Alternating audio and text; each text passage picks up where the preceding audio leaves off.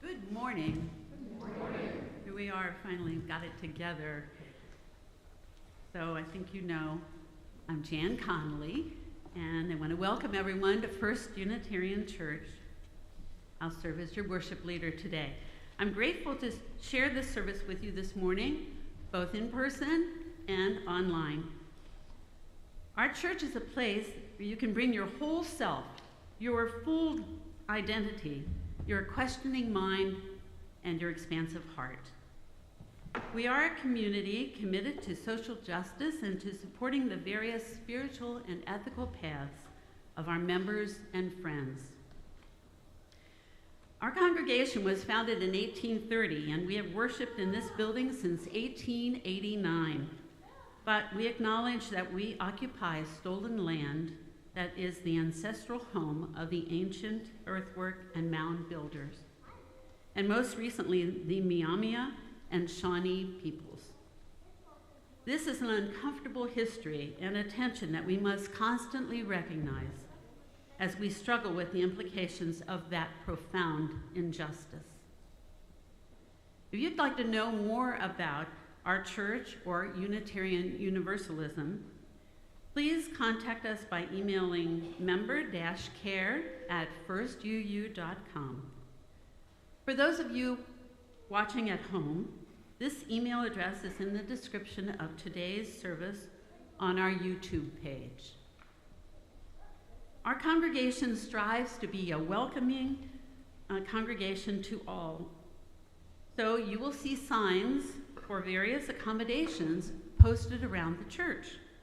and listed in your order of service. Our ushers will be glad to answer any questions that you have. I'm not sure who provided our flowers today, but, or I don't know, but whoever did it, Rebecca Alhaino, and a very interesting gourd there is down there too. All right.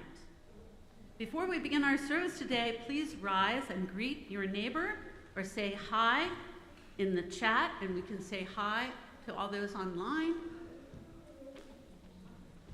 And I will ring the singing bowl to bring us back together.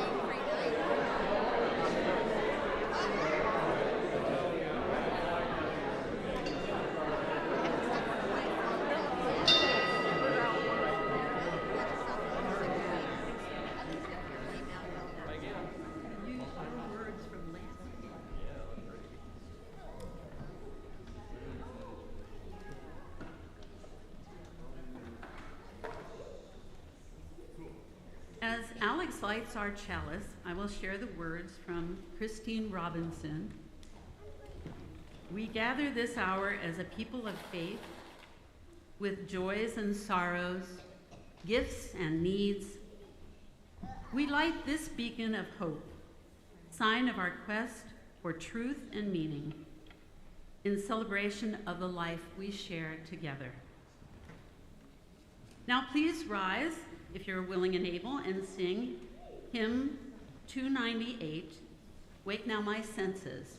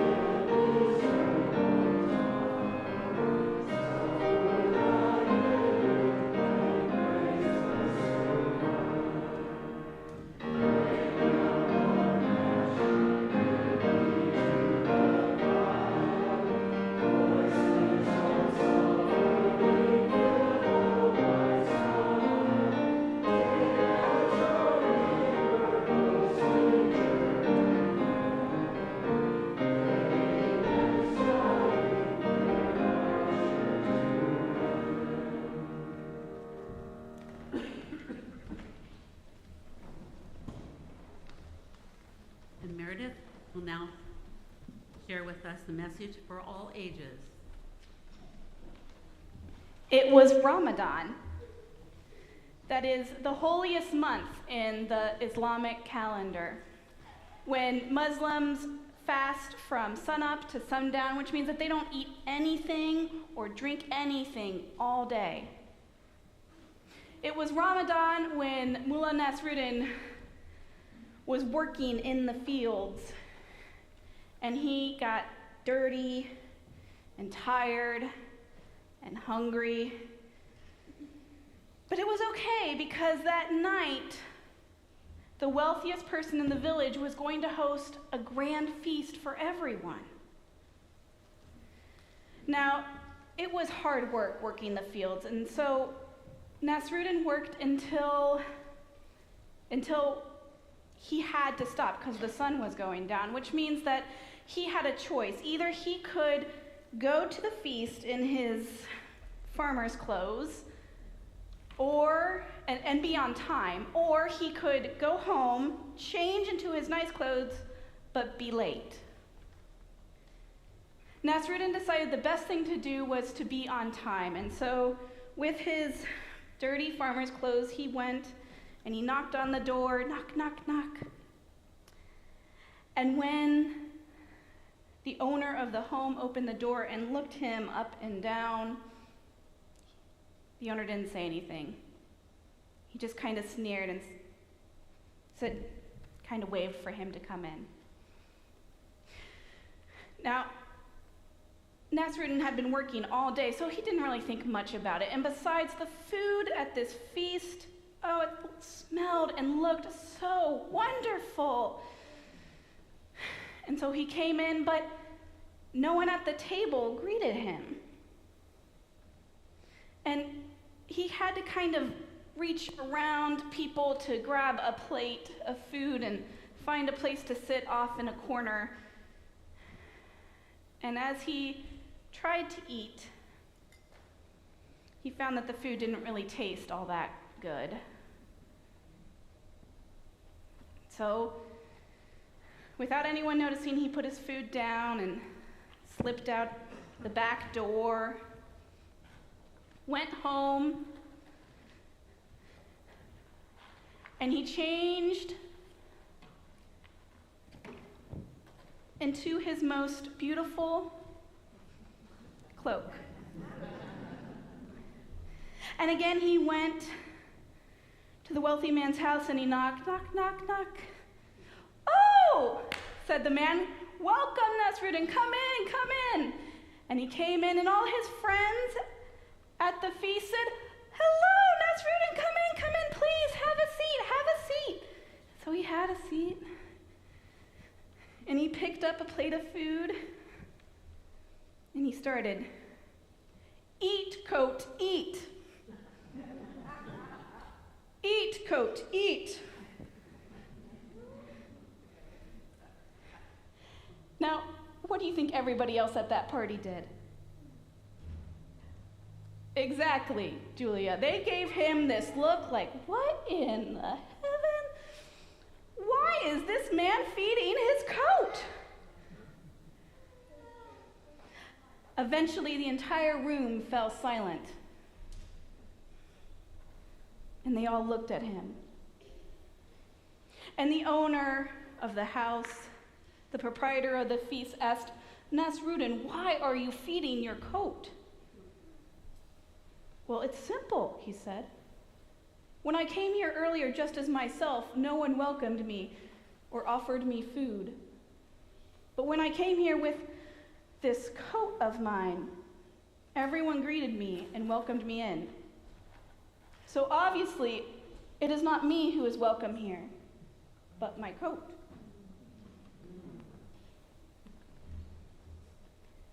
And that is where the story ends. But I wonder, if you were writing the story, what would happen next? You can think about that as we make our way to our classrooms today.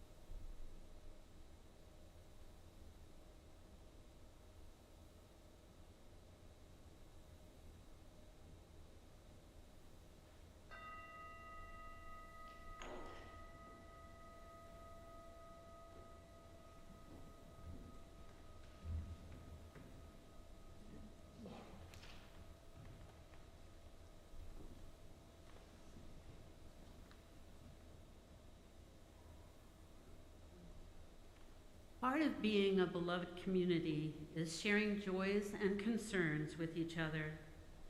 If you'd like to share something with the congregation, please complete the form on the back of your order of service and place it in the offering basket or on the desk in the back of the sanctuary as you leave the service.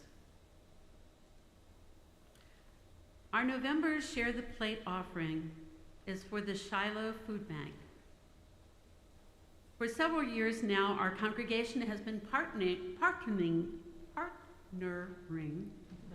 with the Shiloh Food Bank to assist families in need of additional food. Your contributions go directly to supporting people with great need. If you're inspired to donate to Shiloh or to support the work of First Church, there are several methods of giving. These are listed in your order of service, and there are links in the description of today's service on the YouTube channel for folks watching online. Just click on More at the end of the sermon description. If you're visiting for the first time, please let the plate pass you by. We're just glad you're here.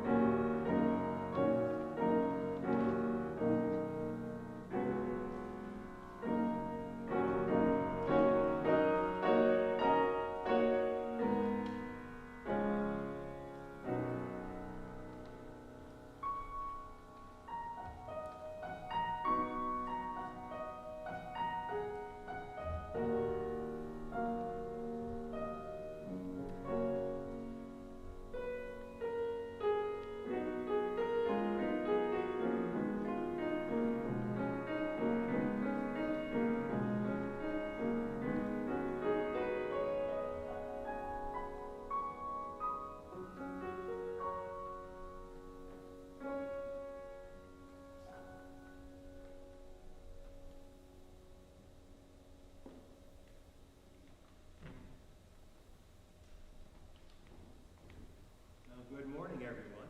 Good morning. In your order of service, there's an insert for our responsive reading today. And I will read what is in the normal font. And you'll notice there's a line toward the beginning of this responsive reading. Ignore the line. And you will respond wherever you see italicized font.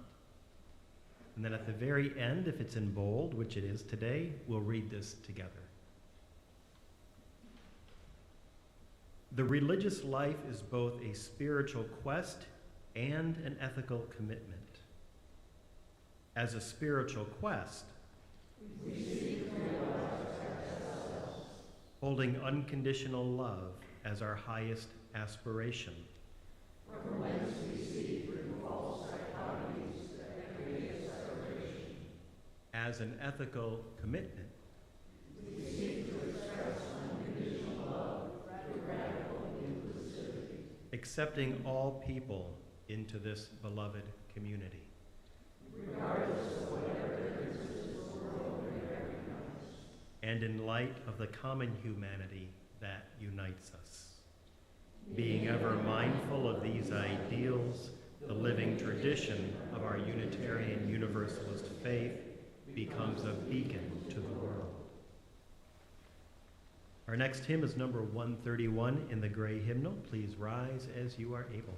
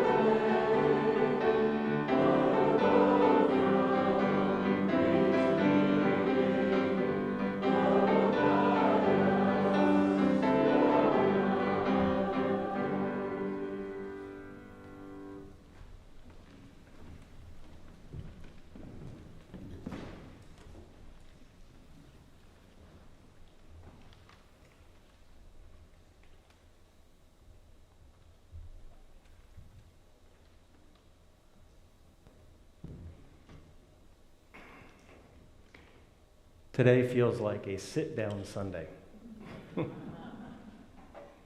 don't know why, but every so often I just feel like sitting on a stool when I preach. But I still want to be closer to you than the pulpit, so I just come sit on a stool closer to you. You know, before I get into the sermon this morning, I just want us to take a little more time in silence together.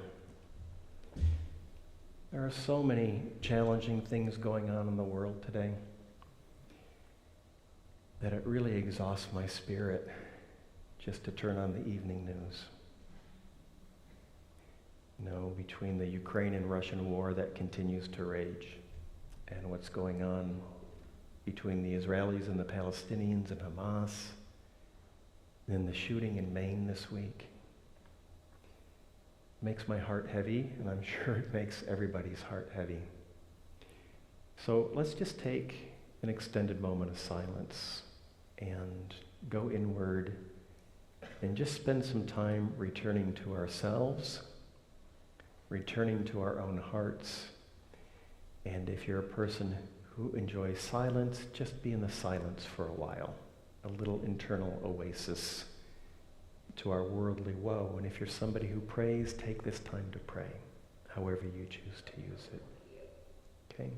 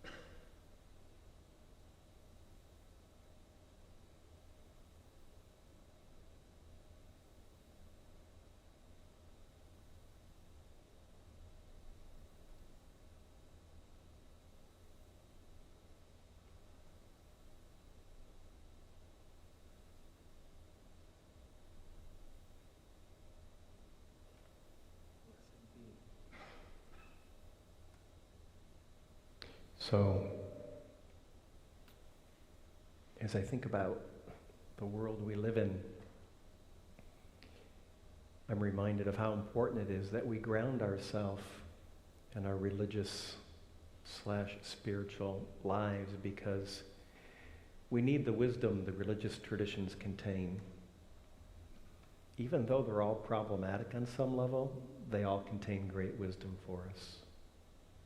And we need to tap into the spiritual resources that are within us to buoy us up as we live and go about our way in the world and do what we can to affect the world. And to a large extent, what I try to do for congregations is hold up the wisdom I have found in my own spiritual study and practice as I delve into these religious traditions, with the hopes that on occasion, when I unearth something on a Sunday morning, a light bulb goes off, or an aha goes off, or a feeling is generated within you where somebody has handed you something that speaks to you, and you can use it to inform and deepen your own life and affect the way you show up in the world and how you do your work in the world. And today I am turning to Mullah Nasruddin, who is the holy fool of the Islamic tradition. Holy fools actually show up in almost every tradition.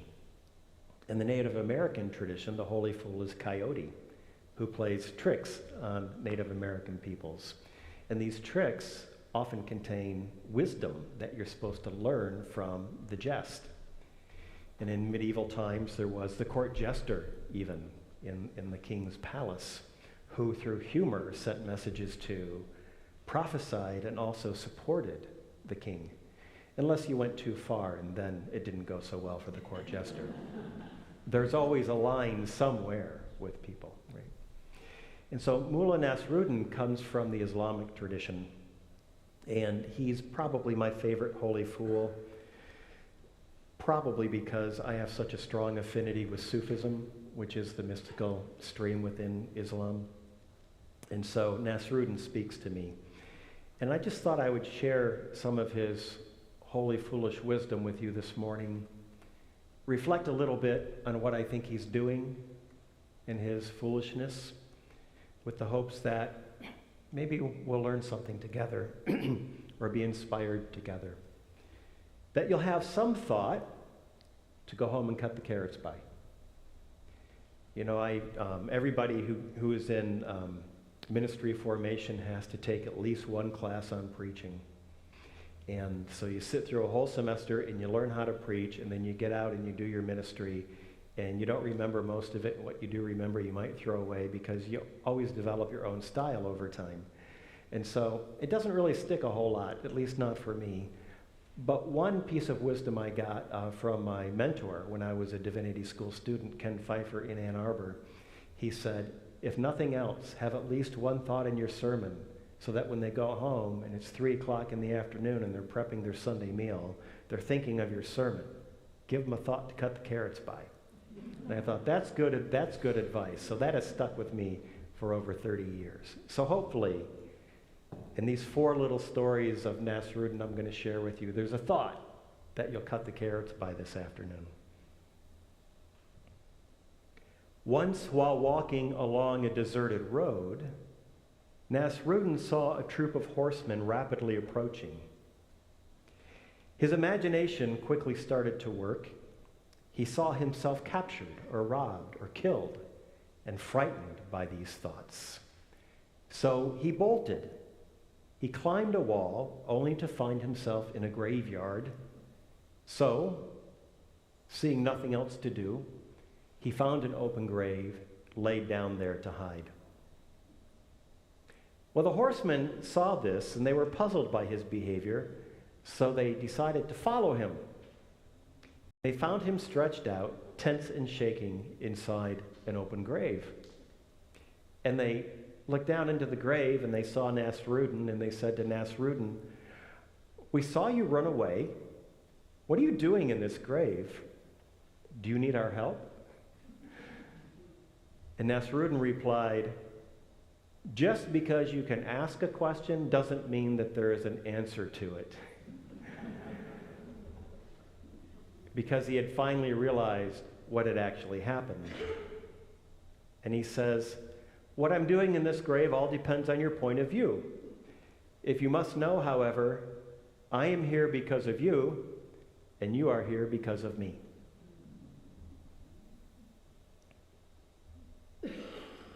Now, I recently finished my 3 workshops on building beloved community, and I introduced in those workshops, for those of you who were there, a little bit of the Enneagram and a little bit of action science.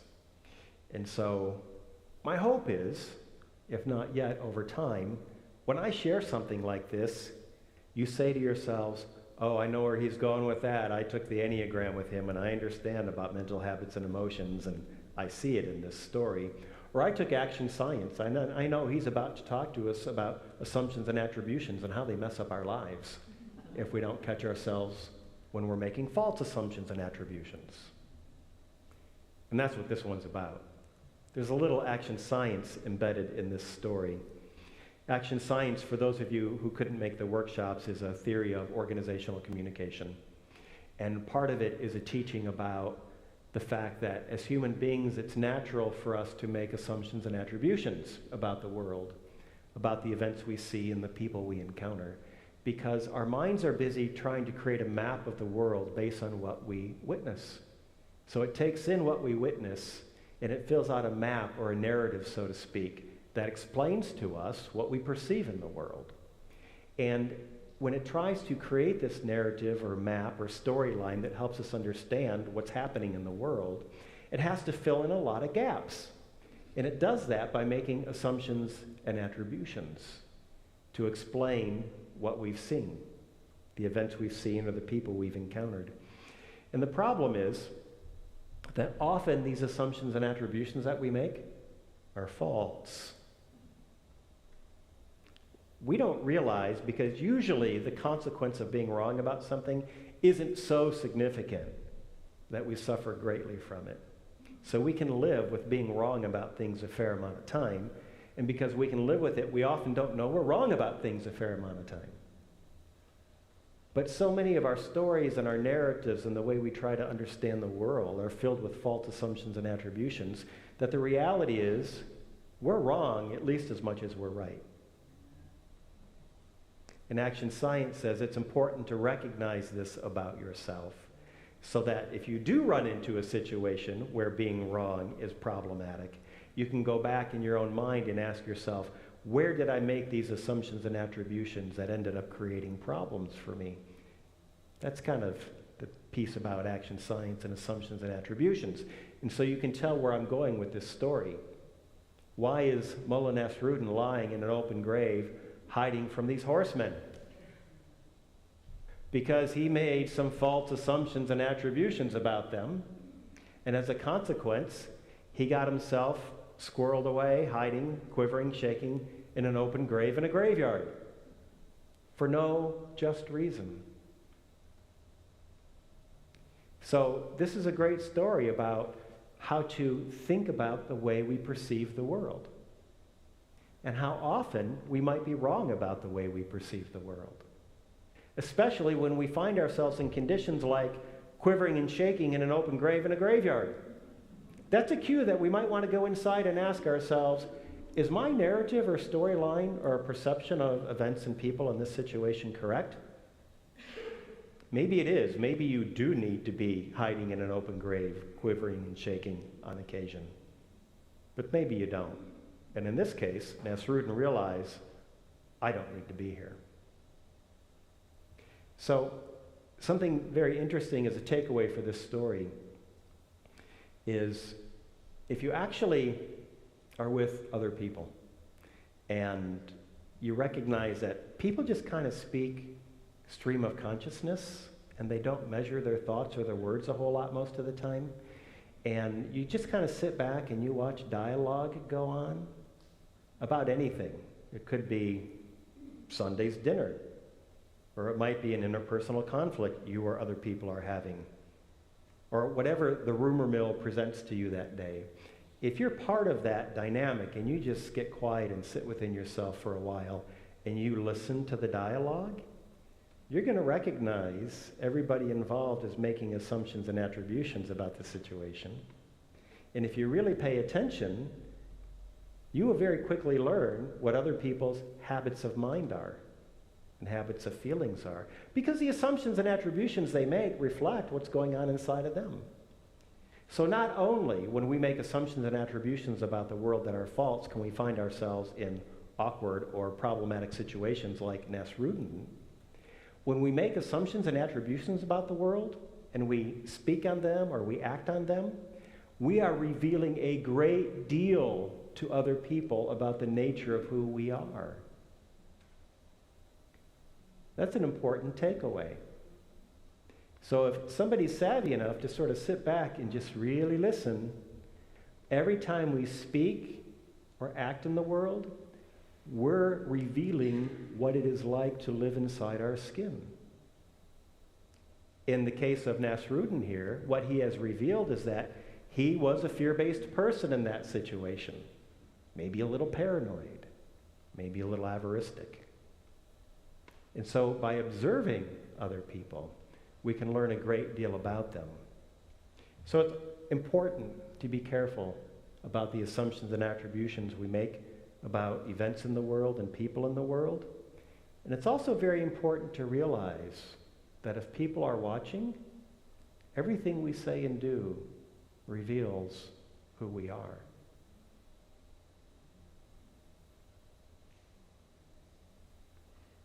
This is a Nasruddin story that I actually worked into about a 10-minute homily I do for weddings on occasion. It's probably my favorite Nasruddin story. Maybe the one about the donkey. I don't know. You'll hear about the donkey. But this one, it's up there.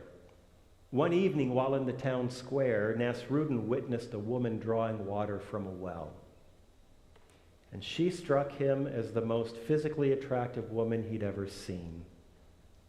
So he inquired of some of the townsfolk about her, and he also learned that she was as kind as she was beautiful. And she was as wise as she was kind and beautiful.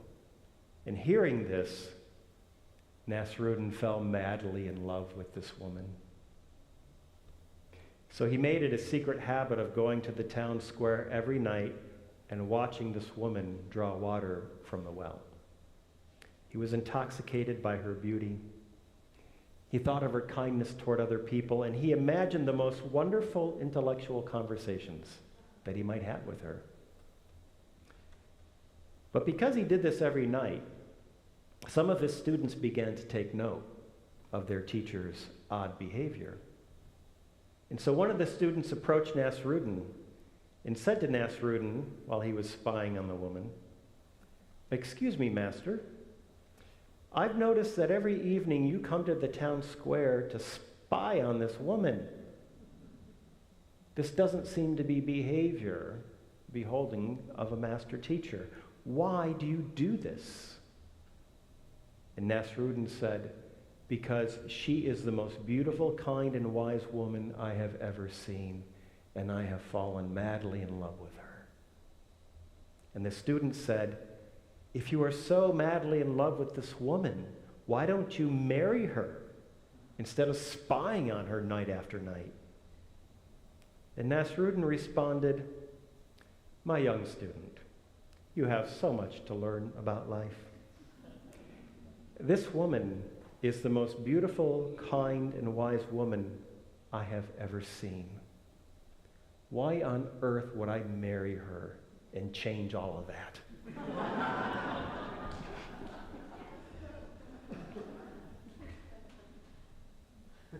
So given your laughter, you get the story. There's great wisdom in this story, and it doesn't necessarily apply only to romantic relationships. It applies to all of our relationships, because we project an awful lot onto the people we meet, whether it's a romantic relationship or a friendship or a work relationship, what have you.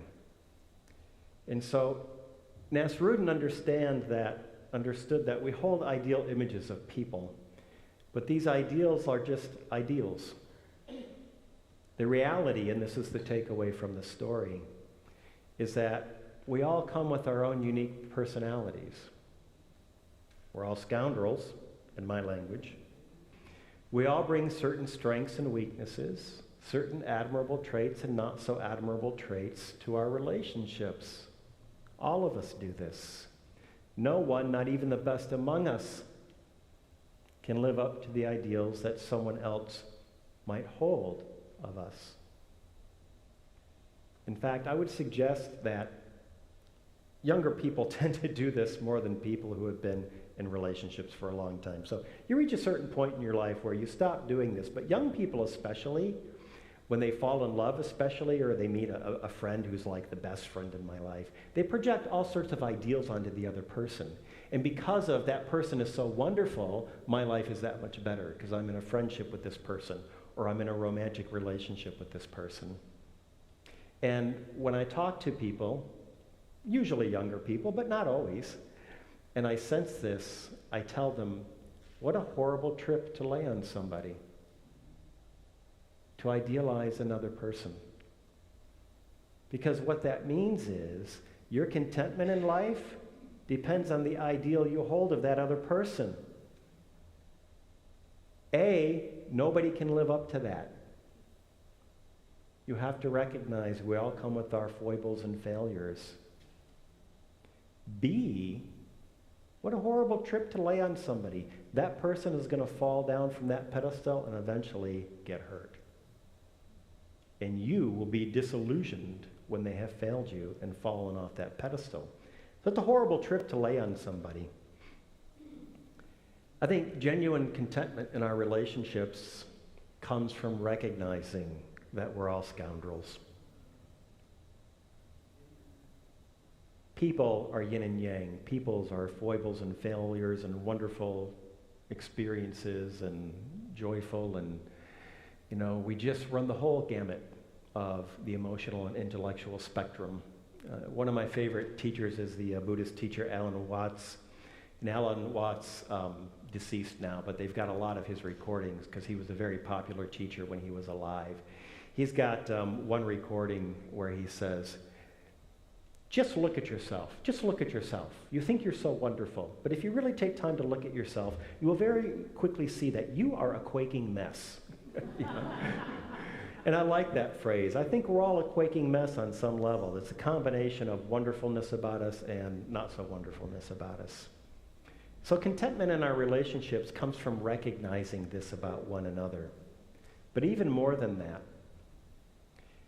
if you really think about it, if you don't require another person to show up as their ideal version that you think they should or are in the world, and recognize that we're all a quaking mess, our foibles and failures can actually be seen as grist for our spiritual mills.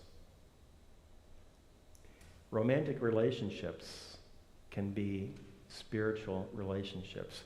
Friendships can be spiritual friendships.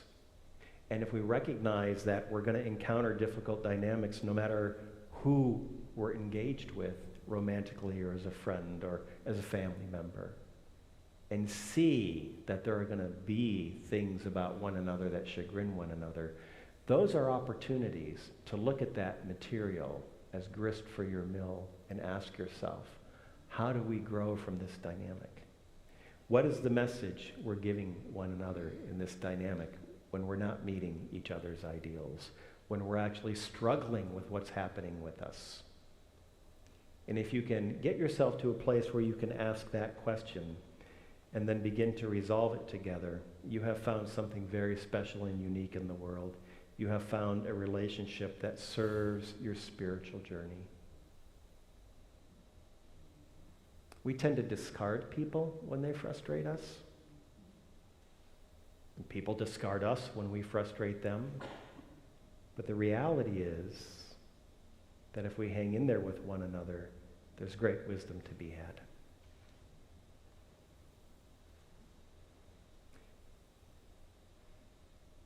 I think every Nasruddin story might be my favorite now that I think about it. So a traveler was passing through town and he saw a funeral procession going by. And he happened to be standing next to Nasruddin, whom he didn't know, so he just said to him, hey, this looks like a very important funeral procession. Who died? And Nasruddin looked at the man and he said, I'm not sure, but I think it's the one in the coffin.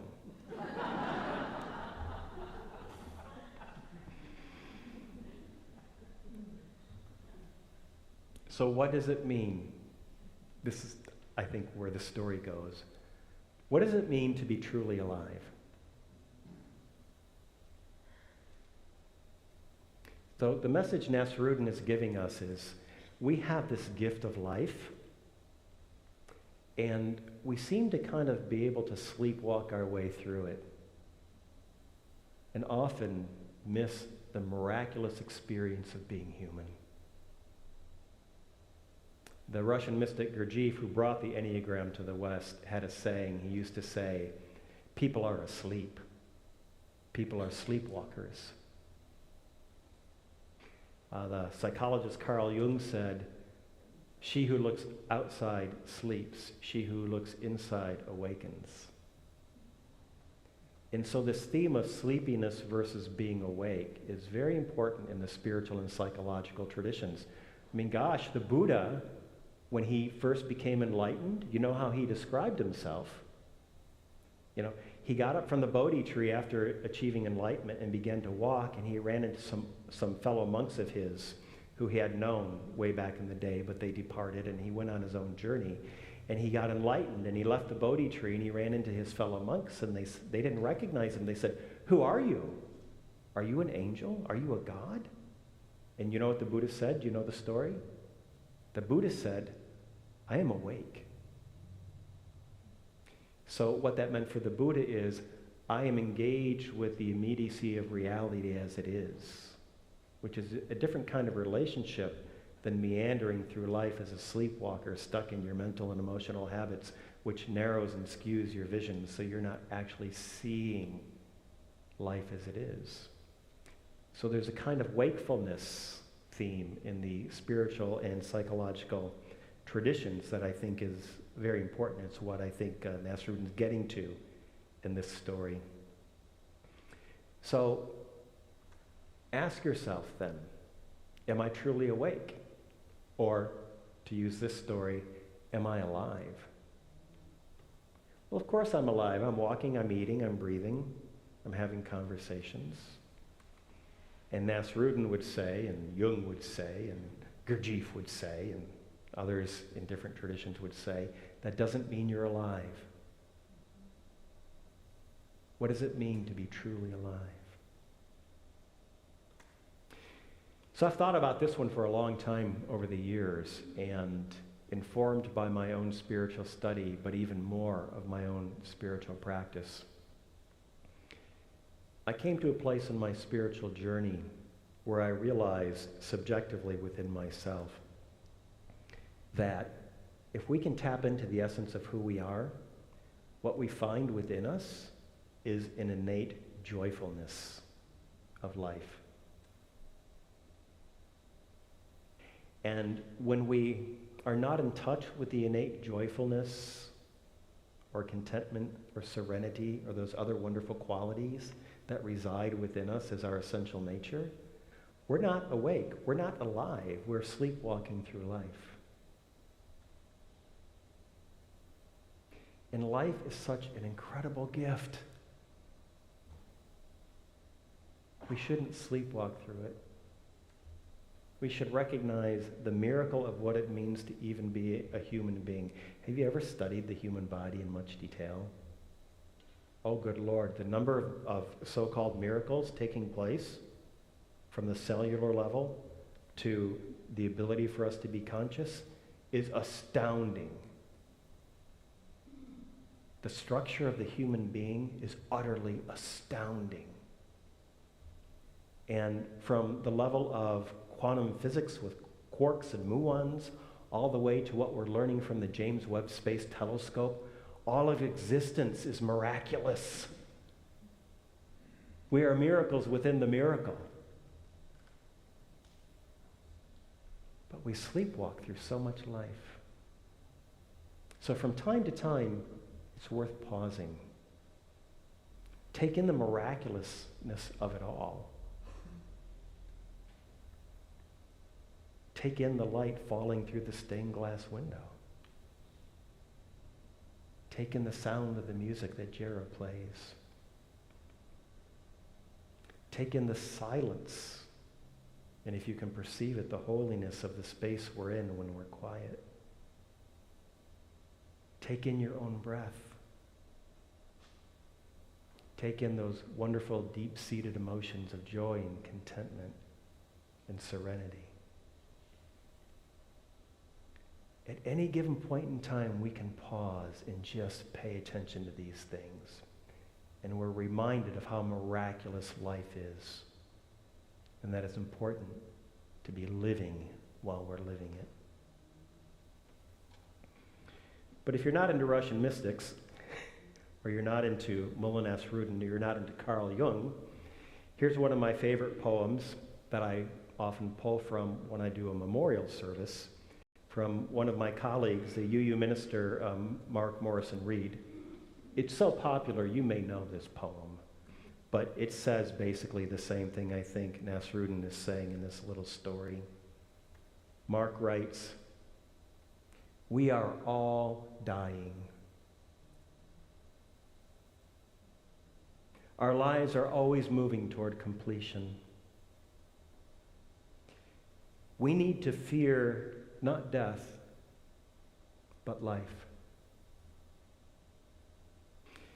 Empty lives, loveless lives, lives that do not build upon the gifts that each of us has been given. Lives that are like living deaths, lives which never take the time to savor and appreciate, lives in which we never pause to breathe deeply. What we need to fear is not death, but squandering the lives we have miraculously been given."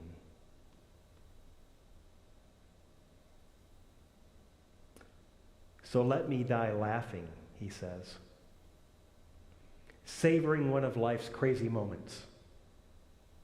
Let me die holding the hand of one I love and recalling that I tried to love and was loved in return.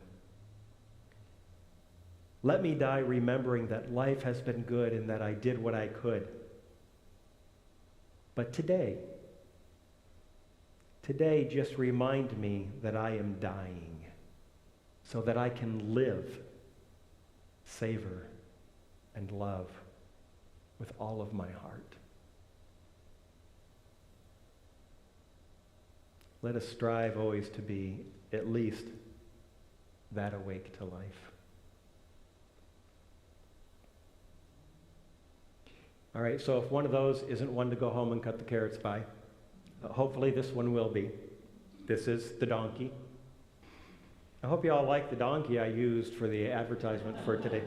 That is an artificial intelligence generated donkey that I found on the Adobe site.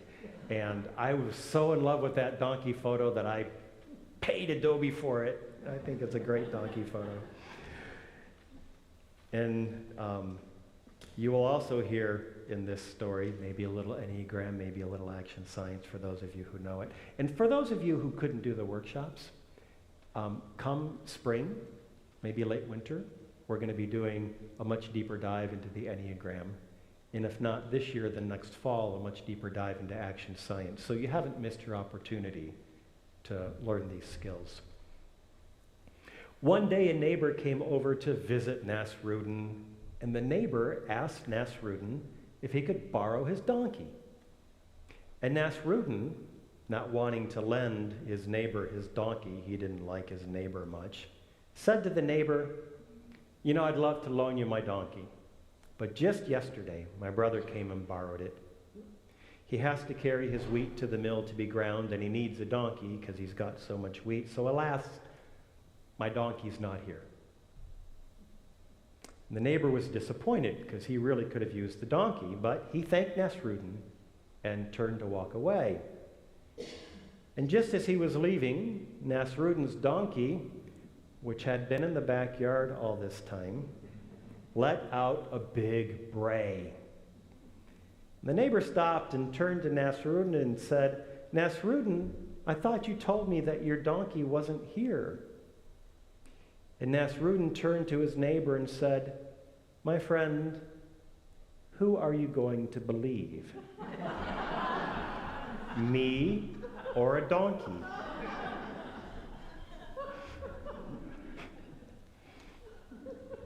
That's such a great story, I'm a little afraid to elaborate on it. I think it speaks for itself so much. But this is really poignant when you think of politics. Do you remember the alternative facts that were being spewed? Oh, good Lord. But we're not going to go there. I try really hard not to do politics from the pulpit. But there are times where people, in service of their own agenda, we all do this on some level, appeal to reason to avoid the obvious.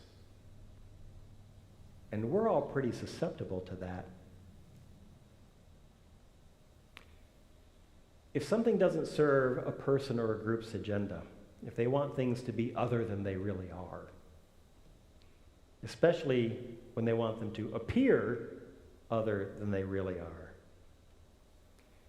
they use all sorts of strategies to convince us that things aren't as they are, or things aren't as they appear. There's lots of ways for people to do this. You can do this by rationally reframing things for people. Well, okay, I know what you think you saw, but what's really going on is this. Or by appealing to your emotions. Yes, I know that you feel this way, but have you really thought about, maybe you should rethink it. Or by appealing to your instinctual needs. Yeah, I know you have these principles, but you know, there's a way to benefit here for you if you just set those principles aside and go with our flow, you know. So we have all sorts of motives to try to convince people things are other than they are, and all of us, despite what we think, are far more susceptible to allowing others to convince us that things are different than they are, than we think we are. Everyone from our politicians to our co-workers do this. So, there's a reverb of the narrative theme running through this story. So I did the 3-part series on race. And my argument in there is that the deeper work in engaging the race issues in our country are related to our instinctual natures and the narratives we tell ourselves. Because the narratives are a version of what is real. A historian could easily say, if you remember my sermon where I said, historians tell narratives and narratives are subjective and so they ought to be questioned. A historian, if you question a historian's version of history, can say to you, who are you going to believe, me or the donkey? Right? Same thing. So you can hear the reverb of the narrative theme in here. And so people spin narratives, or they appeal to us to try to convince us that things are other than they are, to preserve their power or their influence or their material goods, what have you. So Nasruddin pushes this lesson to the limit by misrepresenting an undeniable truth and attempting to get his neighbor to question his own sanity. Whom are you going to believe, says the neighbor, me or a donkey? So it's important for us to recognize, what are we experiencing or witnessing? And then all of us wrap a narrative around what we experience or witness to make sense of the world, as I said earlier. So we even do this to ourselves. And it's important to recognize when we engage other people around events or people that we experience, that they too are doing the same thing. And they're also redefining or recasting the experience or the narrative. And before you know it, whether we're doing it to ourselves or we're allowing other people to influence us, we very quickly quit believing the donkey.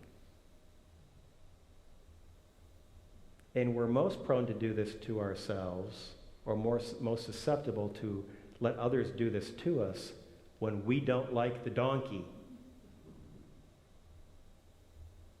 When we don't like reality as it actually is. We do the very same thing. So the takeaway for this, I've got a few more thoughts, but I don't want to run too far over. So the takeaway for this, my friends, is this. Always believe the donkey. All right, Jera.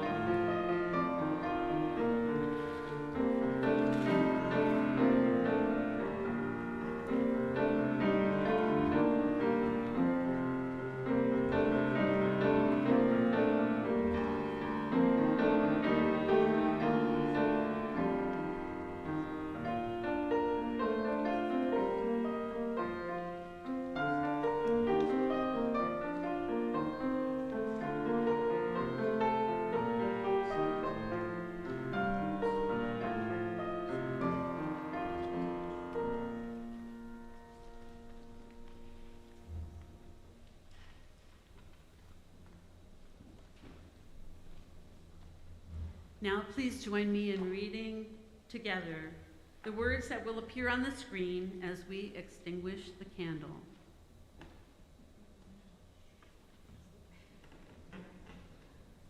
We extinguish this flame, but not the light of truth, the warmth of community.